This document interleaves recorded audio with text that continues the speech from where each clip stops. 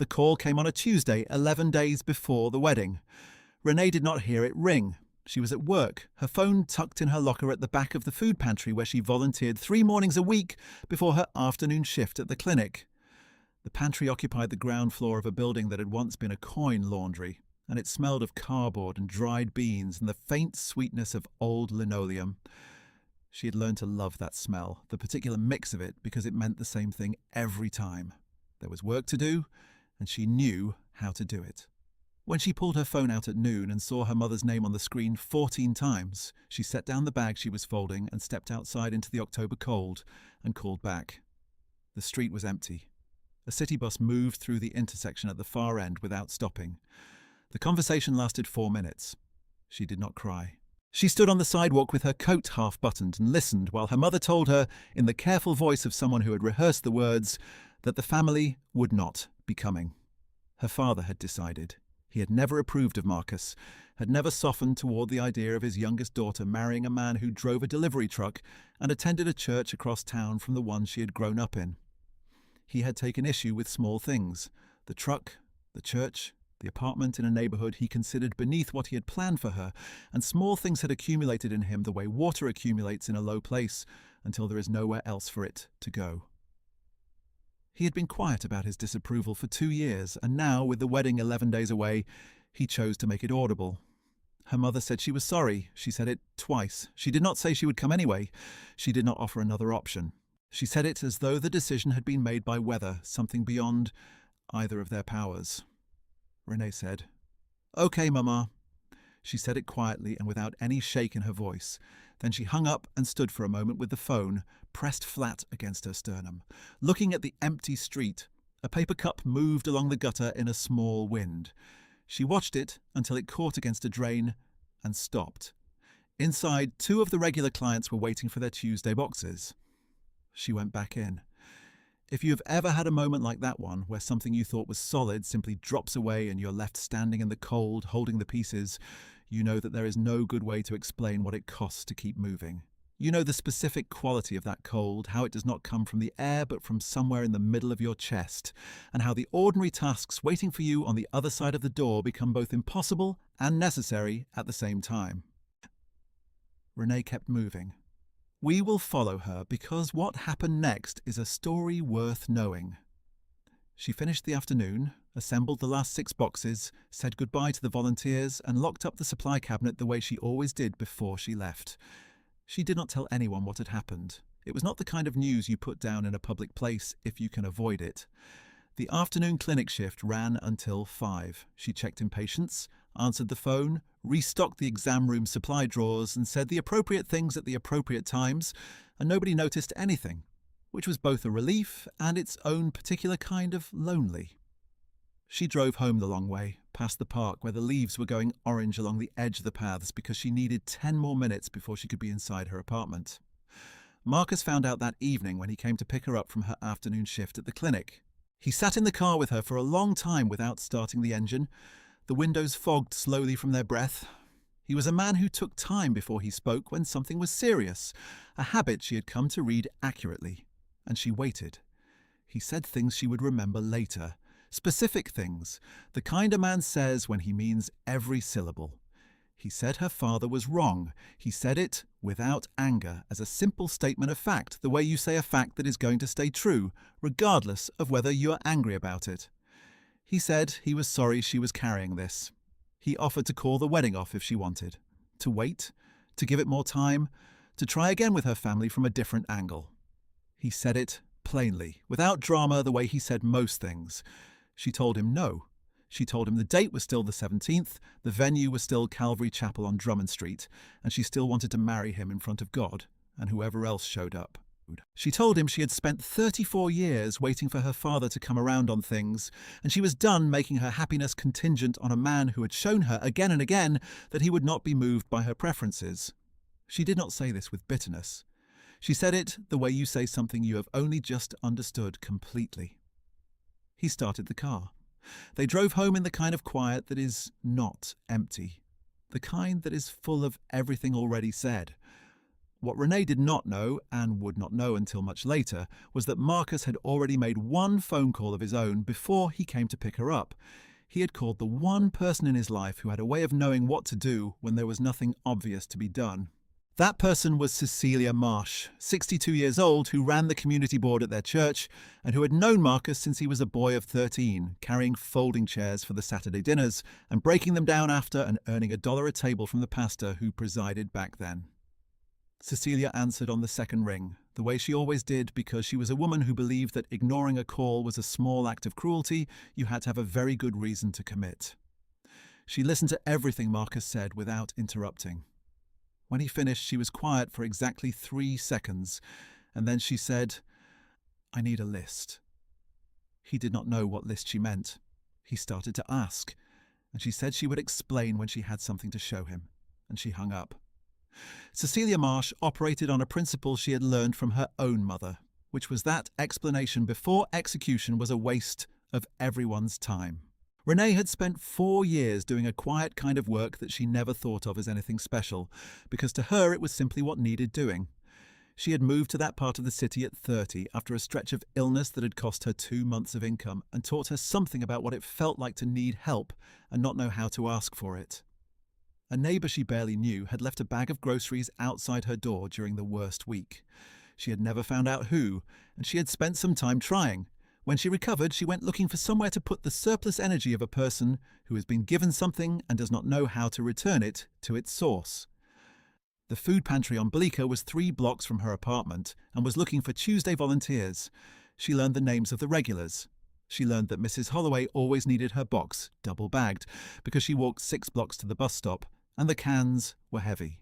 She learned that the man who came every other Tuesday with his granddaughter in a stroller liked to talk about baseball, specifically about players from 40 years ago whose names Renee did not know, and she had started looking them up so she could ask him questions he was pleased to answer. She learned that the eggs needed to go in last, on top. Not because anyone told her, but because she watched the contents of 2 boxes get scrambled through the bag by the time they reached the door, and she adjusted. Small things, habitual things. She had also for 2.5 years visited a care facility 3 blocks from her apartment on the first Sunday of every month. Her connection there had started by accident, the way most of her connections started. She had been walking past on a Sunday afternoon in the spring and noticed a man sitting alone outside the entrance in a wheelchair with a library book open on his lap and no one near him. He was wearing a short-sleeved shirt in air that was still cool enough to call for a jacket, and she had stopped and asked him if he was cold. He had said he was not, and then looked at her with the expression of a man who had not been asked a personal question in some time, and was not entirely sure how to handle it. She had asked about the book. He had told her it was terrible, which made her laugh.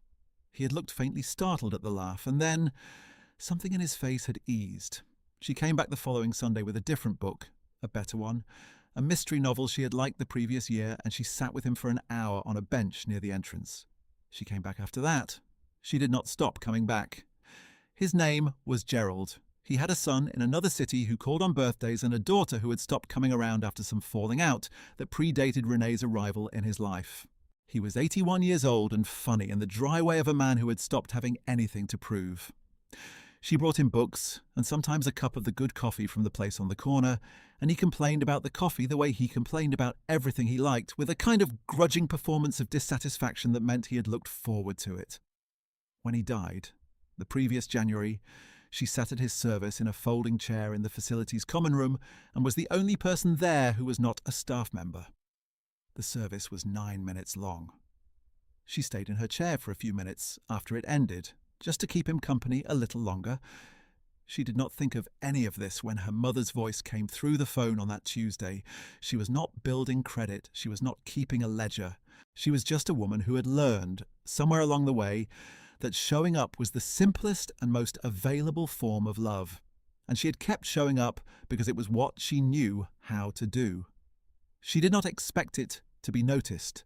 She did not expect it to be collected. She did not expect, in her wildest accounting of what the next 11 days might hold, that a woman she had known for 2 years would sit at a kitchen table in the middle of the night and begin to reconstruct her life from memory. Cecilia had been keeping a ledger on her behalf, not intentionally and not in writing until now. Cecilia simply had a long memory, the kind that belongs to people who pay attention over years, the kind that is not a talent so much as a consequence of caring enough to look. She had heard things over 4 years. She attended 2 churches and sat on 3 community boards and had a friendship with the social worker at the care facility that had begun 10 years earlier over a dispute about a parking space and had deepened into something real. She knew the woman who ran the Saturday soup kitchen where Renee had filled in 3 times during a staffing shortage the previous winter. She knew the after-school program coordinator, a man named Paul, who had mentioned over coffee at a board meeting that a woman named Renee had given up a full Saturday in August to sort through 400 donated books by grade level in an unair-conditioned gym, because the person who had promised to do it had a family emergency. Paul had said it the way you mention a small miracle, with wonder and without explaining why it had struck him so. After Marcus called, Cecilia said a brief word to the Lord because she did this before undertaking anything she believed in. And then she sat down at her kitchen table with her notepad and a cup of tea she let go cold and began writing down every name she could think of. She wrote without stopping. Some names came quickly because they were attached to stories she had heard directly. Small accounts of a woman she had come to watch with the particular respect one pays to someone who does not notice they are being watched. Other names came slower, arriving from the edges of conversations, from meetings and Sunday coffee hours, and a mention in passing that had lodged without explanation.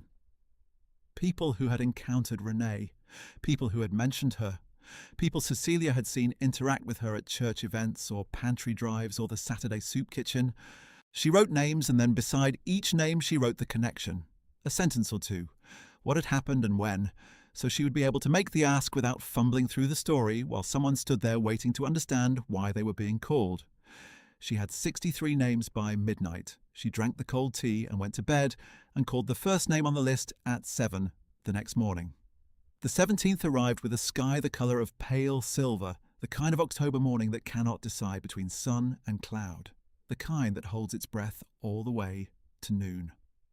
Renee woke at 6:15 and lay still for a few minutes, listening to the city. The heat came on in the radiator with its usual clank and hiss. A car moved through the street below. She did not feel afraid, which surprised her, because she had expected to feel afraid.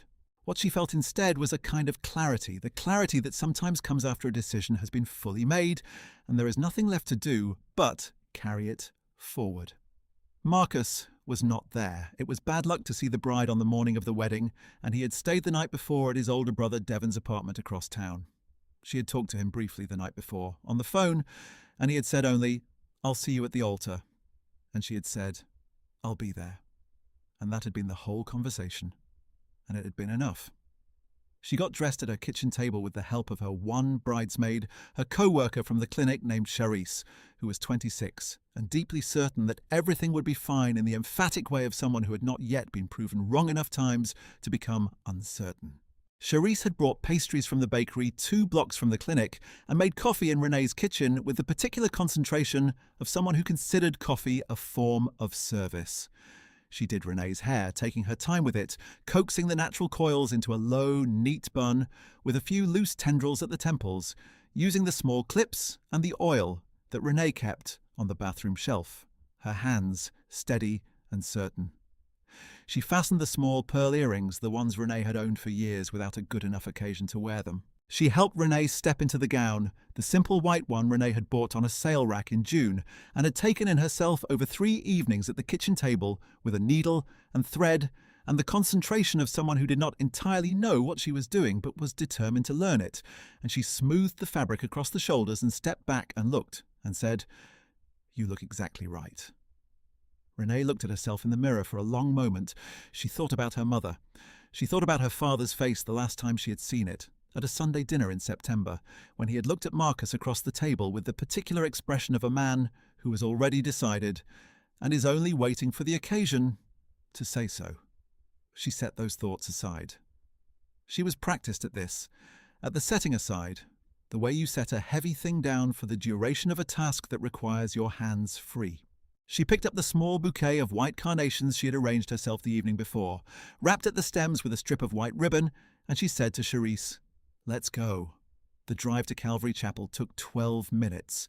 The plan had always been modest, the way both of them wanted it, a small ceremony in the main sanctuary, followed by a reception in the fellowship hall downstairs. Food catered by Sister Darlene from their church, who made baked chicken that people drove across the city for. There were supposed to be 40 guests. Renee's side of the ledger had included her parents, her 2 sisters, an aunt, 3 cousins, and 4 close friends.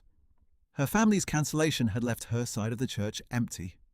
She had known this all week, had sat with it through 4 evenings and 3 sleepless stretches in the early morning, had turned the shape of it over in her mind until she thought she understood what it would feel like to walk in and see those empty pews. She had decided she could bear it. She had practiced bearing it the way you practice a thing you know is coming and cannot stop. Charisse parked the car in the small lot behind the chapel. They walked around to the front entrance together, their breath showing in the October air. The white ribbon bows Renee had tied to the front door handles the previous afternoon were still there, a little damp from the morning, but holding. She stopped in front of them a moment, the way you stop in front of a door that is about to show you something before you know what it is. They went in. The narthex of Calvary Chapel was a small room, wood-panelled, with a table against one wall where a guest book lay open and a small arrangement of white carnations in a glass vase had been placed. There had been no florist. Renee had done the arrangements herself. The doors to the sanctuary were straight ahead, old wooden doors with long vertical windows in each panel, and through those windows came the light of the interior, warm and amber from the pendant fixtures, and also the sound of voices. Not 1 or 2 voices. Many. Charisse heard it too. She reached over and touched Renee's arm once lightly, and then let her hand fall. They stood there a moment, neither speaking, listening to the low sound of a room full of people who were present, who had arrived, who were arranged in their seats and waiting. Then the doors opened from the inside, and Cecilia was standing there in her powder blue church dress with the white lace collar and the white carnation corsage at her shoulder, and she was looking at Renee with the particular expression of a woman who has arranged a surprise and is watching it land. She said, "Baby, you'd better come see this." The sanctuary held 200 seats. Every pew on Renee's side of the aisle was filled. She stood at the threshold and looked and could not, for a moment, understand what she was seeing. It was like trying to read something in a language she almost knew, where the shapes were familiar but the meaning kept arriving a half second after her eyes. Faces turned toward her from the pews, 50 or 60 faces, and she recognized them in fragments, in flashes, the way you recognize someone lifted out of the context where you know them. The man in the 3rd row had a wide, kind face and a high, bald head, and she had known him as Mr. Elton, the retired postal worker who came to the food pantry on Tuesdays and always brought back the bags from the week before, folded neatly and bundled with a rubber band, because he said it was only right and he could not understand why more people did not do it. The woman beside him, Renee did not recognize at first, and then did. The daughter of one of the other regular clients, a quiet woman in her 40s who sometimes came to help her mother carry boxes to the bus stop, and who had thanked Renee once for remembering her mother's name, as though it were an unusual act. There were people from the care facility, staff members who had watched her sit with Gerald every first Sunday, a nurse named Dottie who had found Renee afterward at Gerald's service and pressed her hand and said, "He always talked about you, you know. He said you brought the good coffee." There were 2 of the after-school program coordinators, Paul among them, in the 4th row. There was the woman from the soup kitchen, Miss Alma, wearing a bright yellow dress that seemed to fill the row around her with warmth. 60 strangers, 60 people who were not strangers at all. Renee pressed her hand to her mouth.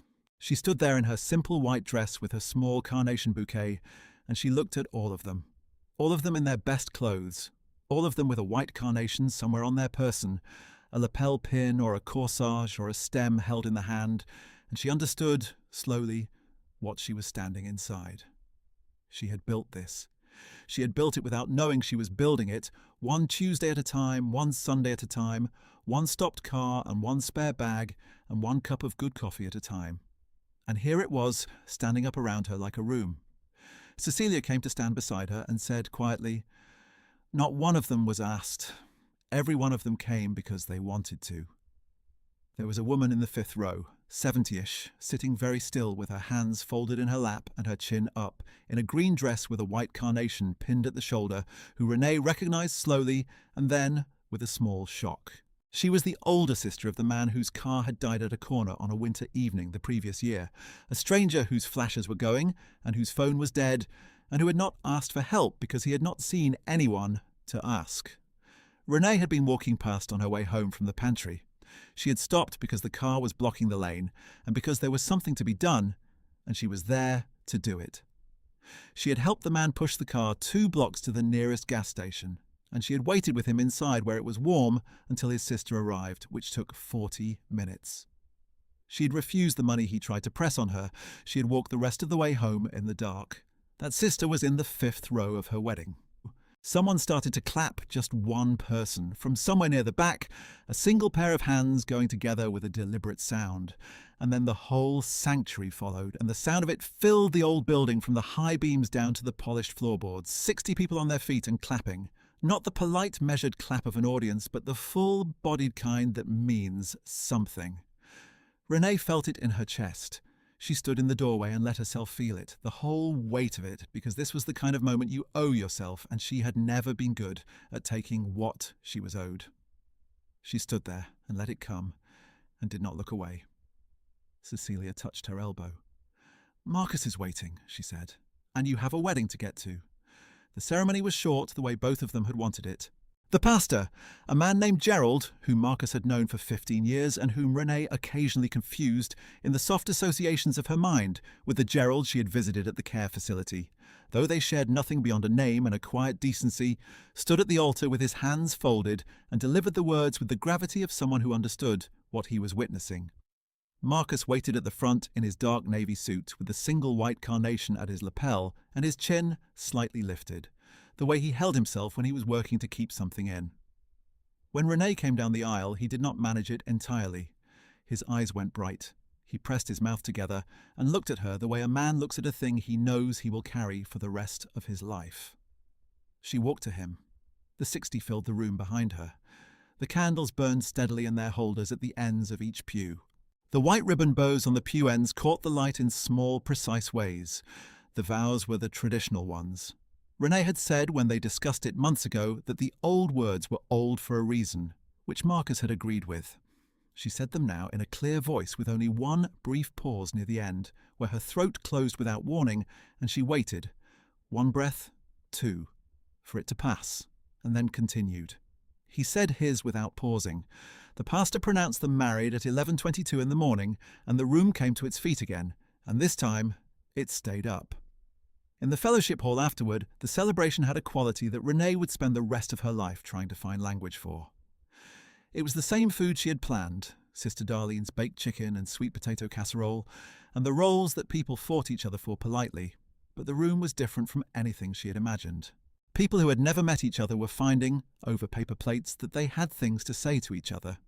Mr. Elton from the food pantry discovered that Miss Alma from the soup kitchen had grown up 2 streets from where he had grown up in this city, 40 years apart in age, and neither of them had ever known the other existed. Dottie from the care facility was seated next to Paul from the after-school program, and was deep in a conversation Renee could not hear from across the room, but which seemed to involve a great deal of nodding, and then a burst of mutual laughter that Renee clocked as the laugh of 2 people who have just discovered they hold the same opinion about something. The room was warm. It smelled of chicken and good cornbread and the particular comfortable smell of a church fellowship hall on a good day. The woman in the green dress found Renee during the meal and held both of her hands and said, "You stayed with him until I got there. I never forgot that. My brother didn't either." She said it the way you say something you have been holding for a year, something that had been waiting for the right occasion to come out. "I kept thinking I would see you again to tell you. I never did." Renee did not know what to say. She said, "Thank you," and she meant it in every direction at once, outward and backward through time. Marcus found her near the end of the meal when people were beginning to move away from the tables and the room had gone warm with conversation and the accumulated sound of 60 people who had decided that this was a good place to be on a Saturday. He put his arm around her and they stood together and looked at the room. He said, "I didn't know it would look like this," she said. "Neither did I," he said. "Cecilia called 63 people, 3 of them couldn't come." She was quiet for a moment. Then she said, "We should feed her first at every meal for the rest of our lives." He laughed, the full, released kind that she had learned to hold her breath for because she loved the sound of it, and she felt the laugh move through his chest where it pressed against her shoulder, and she stored it away with the other things she intended to keep.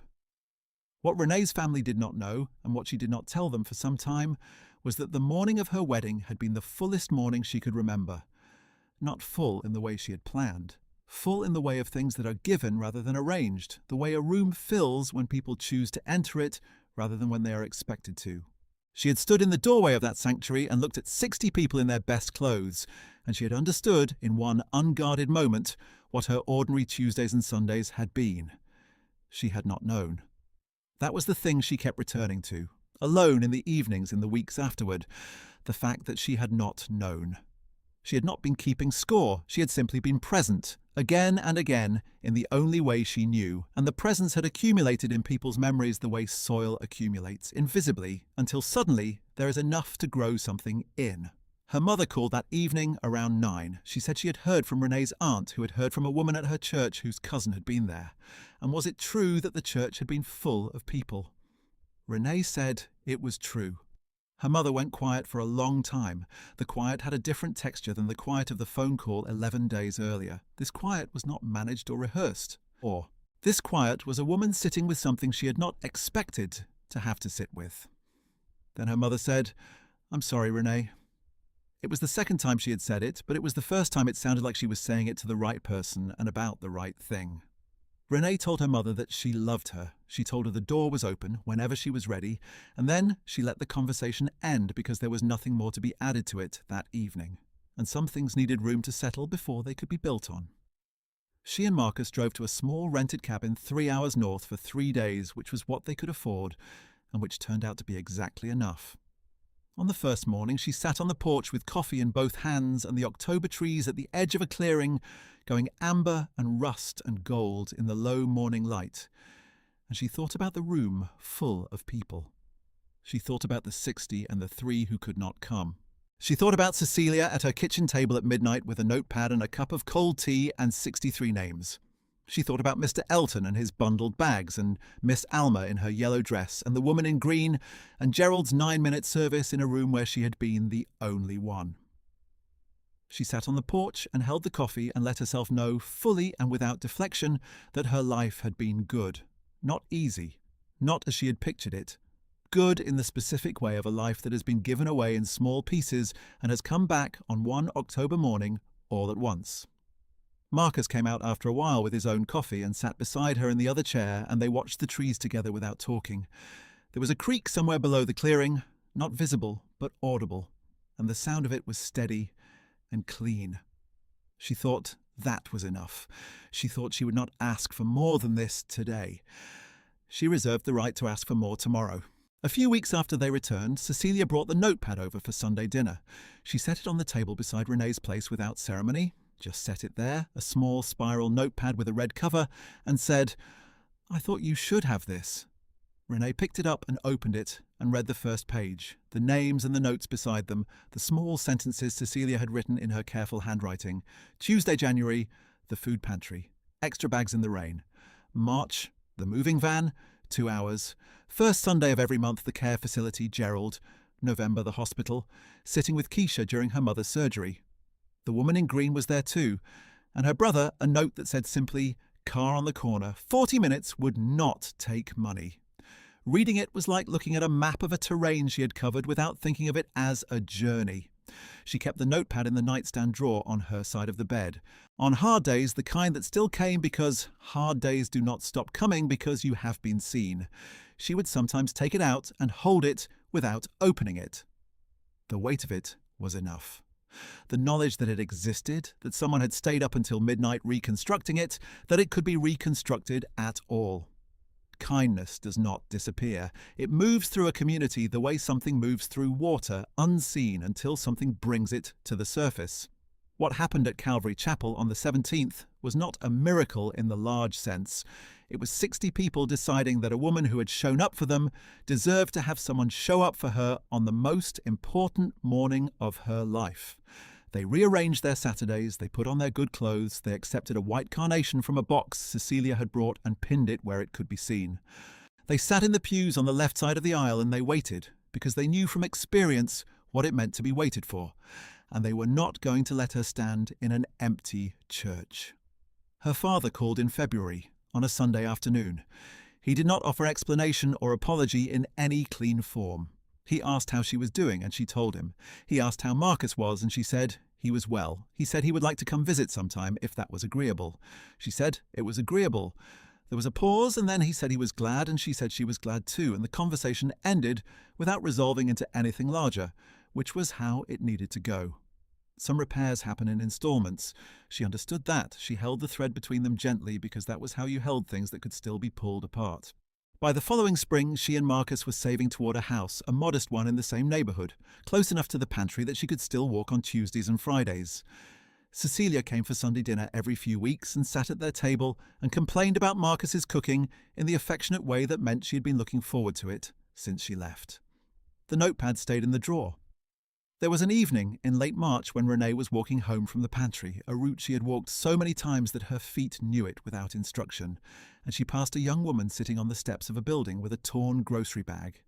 The bag had given way at one of the bottom seams, and the contents had scattered across the wet sidewalk, and the woman was trying to gather them with one hand while holding what remained of the bag with the other, and not managing either. Renee stopped. She crouched down and helped pick up the cans and the box of pasta and the 2 apples that had rolled toward the curb. She had a spare bag in her coat pocket, an old habit from her pantry days that she had never stopped, and she transferred everything into it and handed it back. The whole thing took 3 minutes.